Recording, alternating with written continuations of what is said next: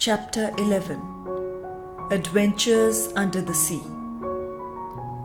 Dick was fast asleep one night when there came flying in at his bedroom window a fairy dressed in blue and green. "Wake up! Wake up!" cried the fairy. Dick woke with a jump and sat up. "What do you want?" he asked. "Are you the little boy who picked up a jellyfish that was lying in the sun and kindly put it into a pool again?" asked the fairy. "Yes, I did, this morning," answered Dick. "Well, when it got back into its home, it found the king of the sea and asked if you might, for a treat, be taken under the sea to the sea fairy's home," said the fairy. "Oh, I'd love to come," cried Dick. "Come down to the seashore quickly then, just as you are," said the fairy. "I'll meet you there." Dick slipped downstairs and was away on the beach ever so quickly. Across the water stretched a shimmering path of moonlight. "Hold my hand," said the sea fairy, "and we'll run along the moon path." Dick didn't think it would hold him, but it did, and off the two went, running along the bright moon path over the waves. At last they stopped. "Now," said the fairy, "shut your eyes while I say some magic words to make you able to go down to my home." Dick shut his eyes, and the fairy sang some queer sounding words. Dick felt himself sinking down and down and down. "Oh," he cried when he opened his eyes, "what a lovely place!" He was standing in a great blue-green hall decorated with long streamers of waving seaweed.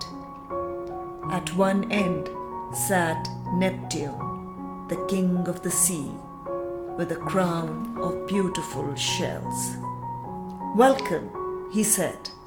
"It isn't often I have a visitor from above the sea. Would you like to see some of the wonderful things here?" "Oh yes, please," said Dick. Neptune turned to the blue and green fairy. "Pearl," he said, "show Dick around our sea home." "Come along, Dick," said Pearl. "Dear me," said Dick, staring at her. "Whatever have you done with your legs, Pearl?" "Oh, I only use legs for the land," laughed Pearl.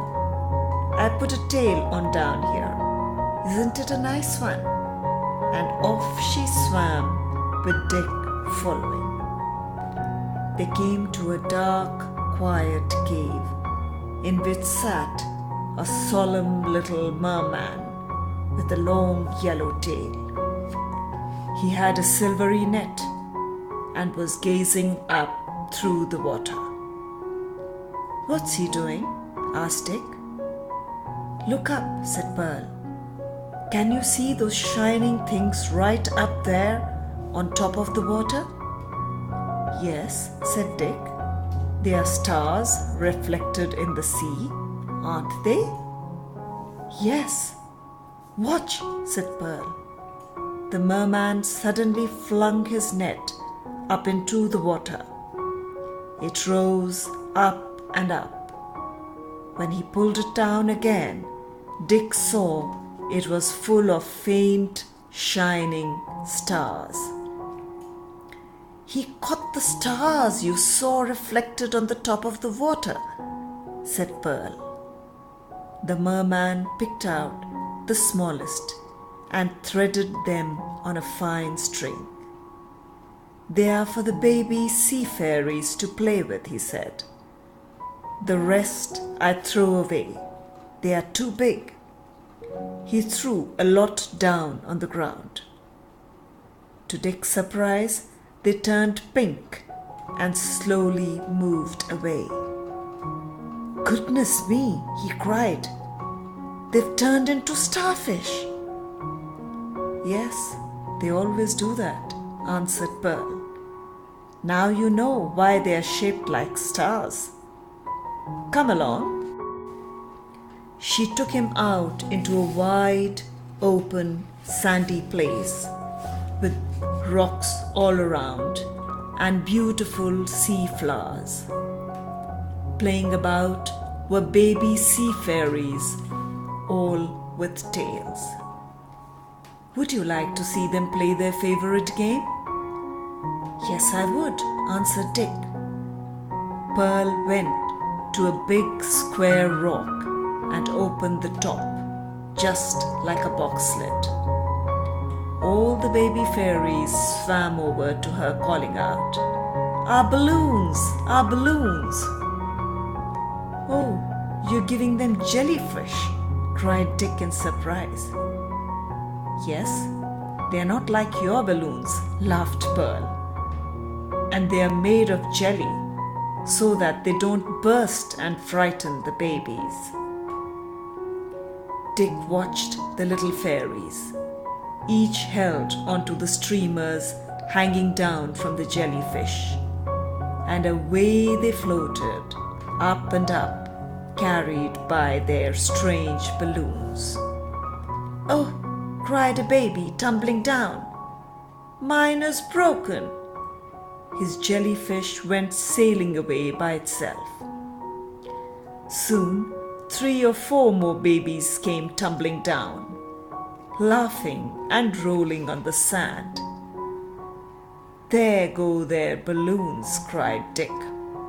"Yes," said Pearl, "and I expect you'll find them floating about helplessly somewhere at the edge of the sea tomorrow, with their strings hanging down."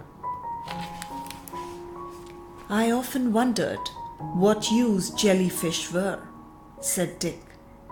"I'm so glad I know now." "Now we'll go and see the white horses," said Pearl, swimming off.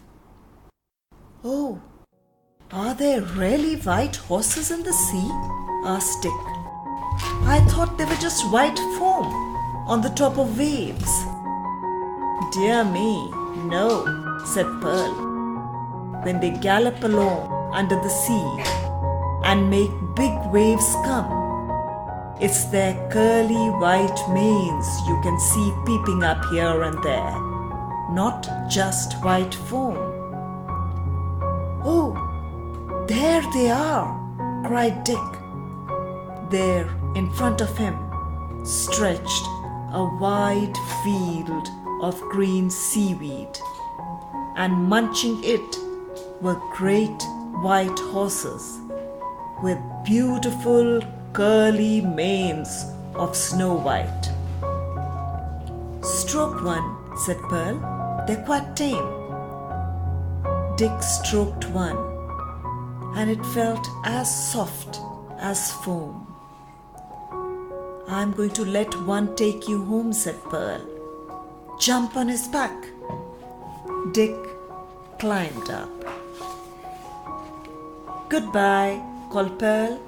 "I'm glad you came." "Goodbye," shouted Dick, holding on to the thick mane of his horse as it galloped off. When it got to the seashore, it stood still. Dick slipped off and watched it disappear into the waves. "What a lovely night I've had," he said, as he ran back home again and cuddled down into bed.